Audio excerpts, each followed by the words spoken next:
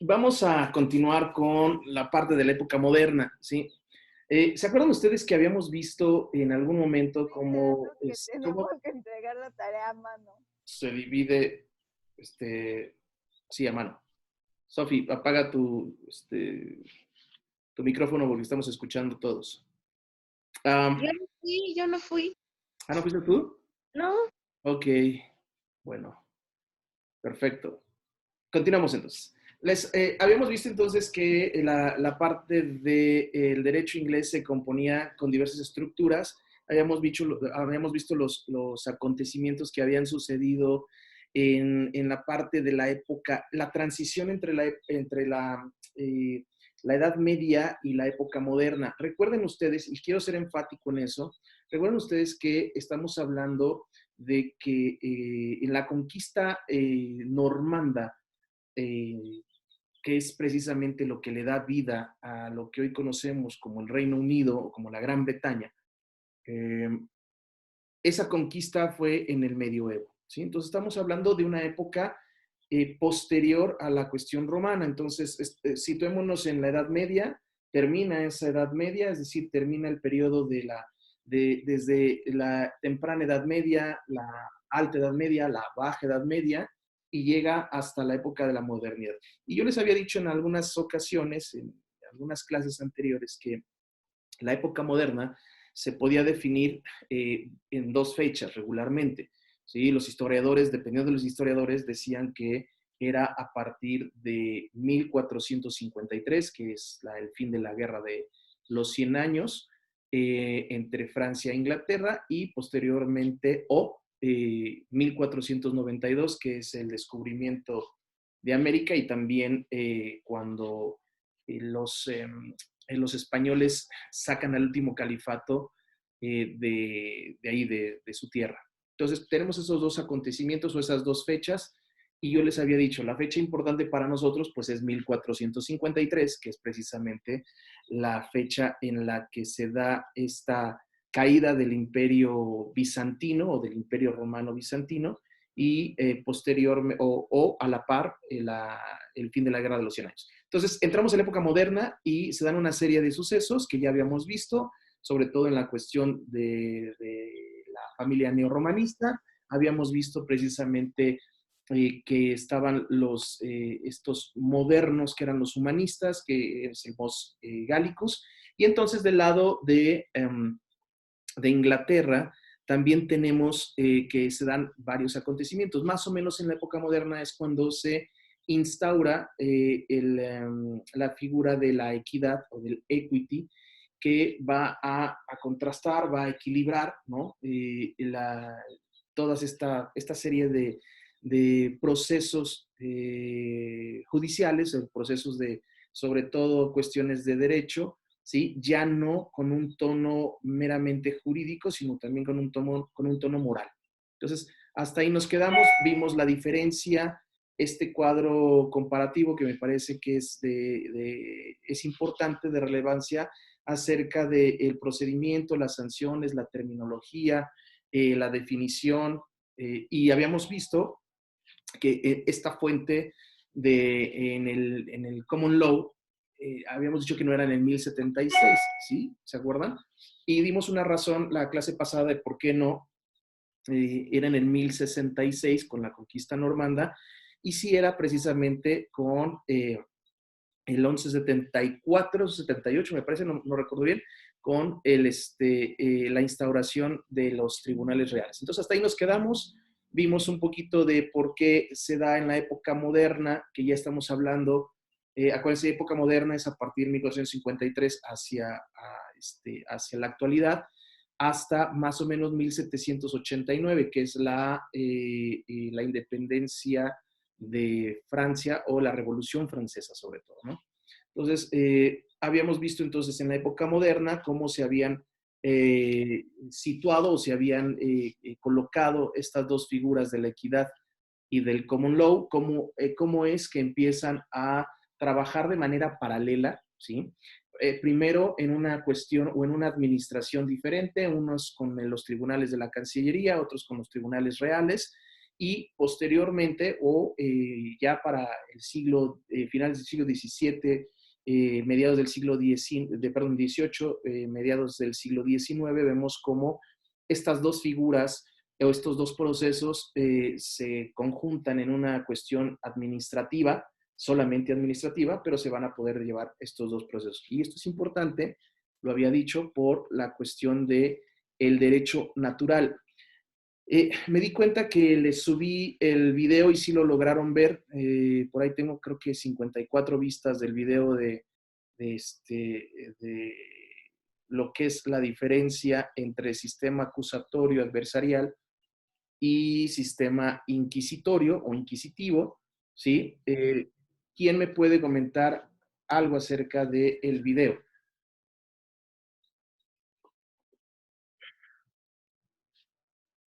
Tun, tun, tun, tun. Nadie, bueno, pues entonces voy así a ver, Fabián Oliver, platícame acerca del video.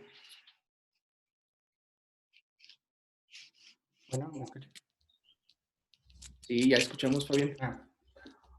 Lo que pude ver acerca del video fue que creo que sí que en el sistema acusatorio hay una desconfianza por parte del juez. Creo que se tenía que realizar a través de documentos. ¿En el Y en sistema la parte acusatorio? inquisitiva como tal, que iba a haber una formalidad en cuanto al proceso. Es que no me acuerdo si en la parte de acusatoria, creo que iba a estar la misma autoridad en cuanto iba a recaer la figura, bueno, iba a recaer en una sola persona, y en el inquisitivo iba a recaer en 3 personas, que iba a ser en el Ministerio Público y en la Policía Auxiliar en cuanto a la investigación y a la acusación. Justo al revés. Oh, vaya. Sí, ¿qué más? A ver, espérame, tú no, déjame ver quién más puede ser. Aquí tengo a ver, Víctor Arriaga, Valeria Barberena, Vani, Aline. A ver, Frida Sofía, por favor, ¿qué viste en el video? Perdón, profe, es que no lo vi. ¿Por qué no lo viste? Es que lo olvidé. Tenía mucha tarea. Ay, ¿y eso qué es tarea? Bueno, no es tarea, pero es para que lo veas. O a ver, platícame tú qué entiendes o cuál es la diferencia entre sistema acusatorio y sistema inquisitorio. Lo único que recuerdo es que nos dijo que en uno eras culpable hasta que te demostraban lo contrario. Y Y en el otro te va a ayudar Shelha. Hola, Shelha. Profe, no me acuerdo. ¿Cómo que no te acuerdas? Yo me acuerdo un poco. Bueno, no, la neta es que no vi el video, pero sí sé un poco más de eso. No, pues tienes que ver el video, Claudia. Ah. ¿A poco nada más lo subí porque así nada más no hay nada que hacer y órale, ¿no? Bueno, pero le puedo decir que me suena la diferencia. Bueno, no se preocupen. Si no saben, si nada más vieron la vista de que subí el video y no vieron el video, no hay ningún problema porque van a ser preguntas de examen. Entonces, sin problema alguno, van a tenerme que decir las diferencias entre sistema acusatorio y sistema inquisitorio. En el sistema acusatorio no se supone que las audiencias eran públicas. Ajá. Y en el inquisitivo era como con más reglas los juicios, o sea, como más lentos, con más... Más o menos, por ahí vas, pero hay algunas diferencias. Bueno, pues les encargo que vean el video. Hoy es viernes, entonces el lunes. Profe. CD Merrick. Yo sí lo vi. ¿Tú sí lo viste? Sí. A ver, platícame. El inquisitivo trata que la investigación, el acusar y juzgar reside en una sola autoridad. Y en el inquisitivo se es culpable hasta que se demuestre lo contrario. En el caso del acusatorio, la acusación y la investigación se lleva a cabo por los ministerios públicos y por los políticos. Existen figuras como lo que es el juez de garantía y ¿Por, luego el juez de juicio oral. por los políticos? Decía político, es que lo vi muy rápido. No comenta nada de político, ¿eh? Bueno, que yo sepa. No, sí, vas bien, vas bien. Bueno, pero no se preocupen, me van a tener que ver el video, van a sacar las diferencias, me van a hacer un cuadro comparativo, me lo van a entregar, por supuesto. Esto va a ser para el lunes y tienen hasta el mediodía para mandarlo el lunes. Y van a ser preguntas de examen, obviamente. ¿Sí? No se preocupen, esto me lo van a agradecer. Así es como ustedes van a saber cuál es la diferencia y por qué pasamos de un sistema inquisitorio a un sistema adversarial, ¿sí? Entonces, y les beneficia porque justo ustedes ya no vivieron la cuestión de llevar a cabo el procedimiento de manera inquisitoria, sino de manera oral, y entonces esto les beneficia supuestamente por el tiempo en el que se lleva el proceso, ¿sí? Se supone que en un proceso adversarial, bueno, pues es pronto y expedito, o mucho más rápido que un proceso inquisitivo. Es una de las grandes diferencias. Pero ustedes van a ver el video, ¿no? Y me van a hacer su cuadrito comparativo y me lo van a ¿Pero mandar. a computadora? Sí, a computadora está bien, claro. No tengo problema. ¿Sí? De todos modos, van a hacer preguntas de examen, entonces, sin ningún tema. Ok, vamos a continuar. Habíamos entonces visto que la clase pasada también hablábamos de una constitución y yo les decía que justamente no podemos entender a Inglaterra como un sistema, sobre todo el sistema inglés, un sistema jurídico en el cual tenga un compendio o tenga una clasificación de códigos como lo fue con Francia. Tienen dos historias diferentes en cuanto al derecho, ¿sí? Aunque podemos hablar de una constitución dispersa y flexible en Inglaterra, habíamos dicho que esa constitución, más que ser un sustantivo, es más una cuestión de índole verbal que sustancial. No sé si me estoy explicando. Cuando nosotros hablamos de una constitución, por ejemplo, de los Estados Unidos mexicanos, estamos hablando de algo material, ¿sí? Tú vas y compras la constitución, y entonces tienes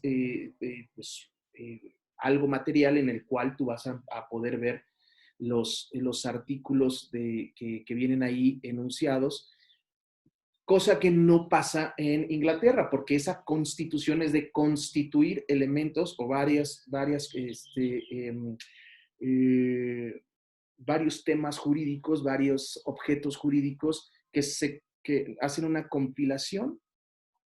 Y a eso se le llama constitución, porque están constituyendo, están agrupando todas estas cuestiones. Y habíamos visto entonces por qué la constitución era flexible, habíamos visto que se podía dar sin un proceso tan formal como es el de nosotros, incluso en nuestro sistema, y habíamos visto también que es una constitución dispersa porque este conjunto de normas, este conjunto normativo, deviene o proviene de la costumbre, del derecho consuetudinario, y es ahí donde se fundamenta, ¿no? Y que se van dando a través de precedentes, y estos precedentes son los que marcan precisamente la forma en la que se va a establecer o se van a establecer los criterios jurídicos. También habíamos visto entonces qué es lo que comprende la Constitución o el grupo constituyente de Inglaterra, y habíamos visto que nos quedamos en la Carta Magna, que son los documentos históricos, que son parte de la Constitución.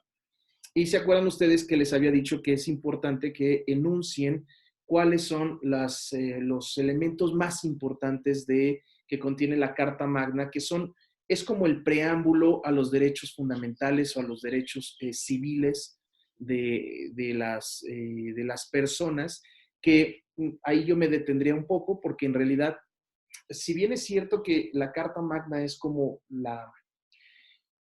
¿cómo lo podríamos llamar? Como la base, ¿sí? En la cual se parten algunos criterios de los derechos fundamentales o de los derechos civiles de las personas, vamos a darnos cuenta que la Carta Magna no está hecha para el común denominador, sino solamente para defender los derechos de los varones, ¿sí? Defender los derechos de los señores feudales ante la fuerza del rey. Entonces, sí es un documento que más o menos da como el preámbulo a una cuestión de orden de derechos, sobre todo derechos subjetivos, pero estos derechos subjetivos eran derechos solamente para los señores feudales, para los varones. ¿Cuáles son? Bueno, obviamente ya habíamos comentado que la Carta Magna se da en 1215, inicios del siglo XIII o XIII, y hay ciertas consideraciones. La Constitución dice aquí, ubíquense en la página 118 de su texto, ¿sí? La Carta Magna sigue siendo considerada como antecedente del constitucionalismo, es decir, de la figura constitucional que, como ustedes sabrán, la constitución más vieja que ahora tenemos en el mundo es la de los Estados Unidos de Norteamérica, de la constitución estadounidense. De ahí diversos estados copiaron el modelo y proviene del constitucionalismo. Entonces, también vean ustedes que también es una cuestión histórica, ¿sí? ¿De dónde vienen las 13 colonias o de dónde emana? Bueno, pues obviamente históricamente de Inglaterra, y se asientan ya lo vamos a ver, se asientan en el territorio americano. Entonces, no es una coincidencia de que el constitucionalismo tenga sus bases en la Carta Magna de 1215 y que se haya desarrollado de una forma diferente a lo que se desarrolló en Inglaterra. En Inglaterra con una monarquía y posteriormente con una monarquía parlamentarista. Bien, entonces tenemos que es un documento que contiene garantías, las primeras garantías, establece límites a los poderes del rey, y existía por ahí un gran consejo, ¿sí? Que este gran consejo se compone o se componía de individuos que tenían el poder, y esto, es decir, de una hegemonía, como siempre la ha habido, y estos más o menos es el origen del Parlamento, ¿sí? Si yo en el examen les pregunto cuál es el origen, cuál es la figura que se da anterior al Parlamento y que de ahí emana esa idea del Parlamento, pues ustedes, la respuesta correcta sería el Gran Consejo, ¿sí? Es así algo, así como si las personas poderosas aquí de México, estamos hablando de los grandes empresarios, ¿no? Los grandes burgueses, independientemente si hubiera gente de protocolos como sería, que devienen de la Curia Regis y que son, por supuesto, varones y todos ellos, pero que hubiera gente burguesa como es ahora lo que nosotros conocemos como los Azcárraga, los Salinas Pliego, los Slim. Ellos, para contrarrestar el poder de Andrés Manuel, y crearan una figura que se llama el Gran Consejo, y de ahí deviniera el Parlamento. Más o menos así es una muy burda analogía, para que ustedes lo entiendan, de cuál era la figura del Parlamento. Era gente poderosa, ¿sí? Era gente de élite. Bueno, entonces tenemos esa primera figura, que es la que da vida al Parlamento, y luego tenemos que esta Carta Magna tampoco fue que se les ocurriera así, nada más porque sí, sino había también un antecedente.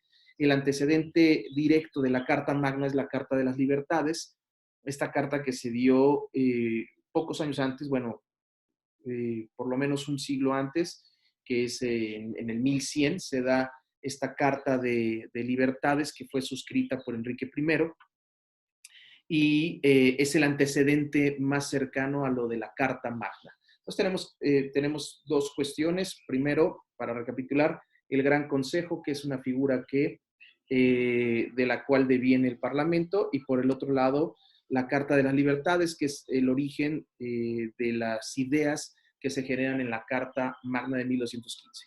Hasta aquí una pregunta, dudas, manifestaciones. En 10 minutos cortamos y les vuelvo a mandar el link. ¿Dudas, chicos? Yo tengo una duda aparte, profe. ¿Qué pasó, viejo? Sí, Eric. ¿El examen se va a extender hasta esos temas? Sí, habíamos comentado que el examen se va a extender o va a cortar. Ahorita, cuando terminemos de ver el Common Law inglés, ahí cortamos y damos más o menos una fecha, como una semana después, para hacer el examen. ¿Sí? Y entonces el examen va a abarcar desde el Common Law inglés hacia atrás. Así Ok, profe. ¿Vale? Muchas gracias. Después del examen veremos el Common Law, ya se los había dicho la clase pasada, veremos el Common Law estadounidense, hasta ahí dejamos la figura del Common Law, no vamos a ver mucho más estados del Commonwealth, sino solamente el Common Law estadounidense, el Common Law inglés, y nos vamos con la familia religiosa y luego la familia comunista. ¿Sí? Y por ahí nos falta uno mixto que habíamos dicho que iba a ser Quebec, ¿sí? Que me parece es como uno de los más icónicos, Quebec y Escocia. Yo creo que vemos Quebec y tenemos que ver la Unión Europea. Entonces, por ahí nos vamos a quedar. Yo creo que sí nos da tiempo, pues de todos modos vamos a aventarnos un mes más, entonces, sin ningún problema. ¿Sí? ¿Más dudas, chicos? ¿Más dudas? ¿Nadie? ¿Continuamos?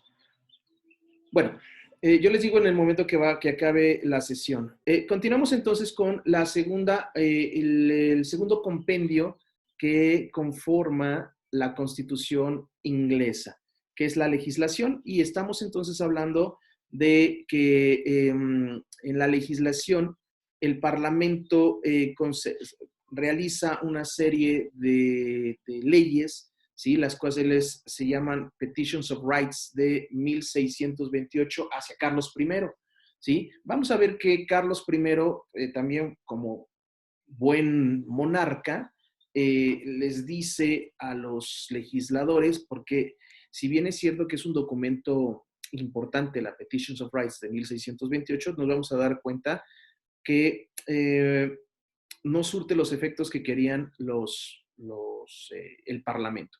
¿Cuáles eran esos efectos del Parlamento que buscaban con la Petitions of Rights? Justamente eran proteger los derechos parlamentarios, es decir, de ellos mismos. Ya no eran los varones como tales, sino ya era el Parlamento que lo vamos a ver un poquito más adelante, se constituye por una cámara alta, la de los lores, y por una cámara baja, la de los comunes, la cual los comunes son los burgueses y los lores, bueno, son toda esta todo este séquito de personajes de la nobleza que quedaron asentados en la Cámara de los Lores y que conforman, el Parlamento es una cuestión bilateral que conforman entonces al Poder Legislativo de Inglaterra. Y vamos a ver entonces que crean una Petitions of Rights que precisamente hace las veces de lo que es la Carta Magna 1215, es decir, quieren proteger los derechos, sobre todo los derechos de los parlamentarios, y darle una serie de prerrogativas al Parlamento, lo cual Carlos I dice, no hay problema, claro que sí, vamos a hacerlo, donde le firmo, pero pues nada más es la firma, porque no hace nada, o más bien, aunque lo admite, no lleva a cabo la firma o su palabra, no lleva a cabo su palabra para la Petitions of Right, que eso es lo que le lleva a que en 1648 le den cuello, ¿sí? Es decir, le cortan la cabeza. Ya también lo vamos a ver con este niño, Oliver Cromwell, ¿sí? Entonces tenemos como primer lugar la legislación, es decir, la Petitions of Right de 1628, y luego viene algo importante que se llama Bill of Rights, ¿sí? De 1689, ¿sí? Es una pieza fundamental, dice su documento, en el desarrollo del constitucionalismo moderno y de los ideales del Estado democrático actual. Los Bill of Rights los adoptan también, hay también Bill of Rights en el derecho estadounidense, en el sistema jurídico estadounidense, y son precisamente este fundamento a la democracia. ¿Sí? Curiosamente, es un documento que de 1689 que se genera en Inglaterra. Por ahí después vienen otra serie de cuestiones, sobre todo legales, que está, por ejemplo, el Habeas Corpus Act, ¿sí? Que es de 1679, y esta es más o menos la figura que nosotros tenemos del amparo. Y digo más o menos porque sí hay... por cierto, déjenme comentarles que les voy a subir una liga de unas compañeras suyas que están haciéndole promoción a una página de Wix que metieron ellas de amparo. Denle una checada, están muy bien los PDFs, están súper compendiados. Les va a servir mucho para sus estudios posteriores. Digo, yo sé que amparo lo van a ver hasta el final de la carrera, pero está muy bien que tengan la página y que tengan esos PDFs. La verdad vale la pena. Les voy a mandar el link de la página. Me dijeron que si les podía ayudar a promocionarla, con mucho gusto. Véanla, ya vi yo, ya me metí, ya más o menos hurgué por ahí. Les voy a robar 2 que 3 PDFs porque vienen bastante resumida la parte del amparo, que me parece maravilloso. Bueno, pues con esta cuestión entonces vemos que la figura del amparo aquí en nuestro sistema jurídico es más o menos la figura del Habeas Corpus Act que se da en Inglaterra y que posteriormente se da también en los Estados Unidos, ¿sí? Este habeas corpus es precisamente una garantía al debido proceso que ustedes, como sabrán y como tendrán conocimiento, muchos de los casos importantes que les han tumbado a nuestro sistema jurídico es precisamente por fallas al debido proceso, ¿sí? Es decir, unas cuestiones técnicas. Y la gente sale. Hay varios asesinos o varias personas que hacen fraude. Ahí tenemos precisamente a ¿cómo se llama? Al de Veracruz, que va a salir, César Duarte. Duarte. A Duarte va a salir precisamente por fallas al debido proceso. Entonces, claro que es importante, ¿sí? Que esta cuestión, ya lo van a ver ustedes, de la cadena de custodia y de cómo lleva a cabo la Fiscalía, Ministerio Público, lleva a cabo todo este proceso. Bueno, pues si no lleva un buen proceso, por ahí pueden tumbarle la acusación, la defensa a la Fiscalía, y pues entonces salen personajes como César Duarte, que pues me parece ser que deberían de estar recluidos para siempre en la cárcel. Ni modo. Pero bueno, eso es otra cosa, es otro tema, es tema penal. Los veo en unos minutitos. Les mando el link y grabamos en cuanto termine de actualizarse el video. ¿Sale?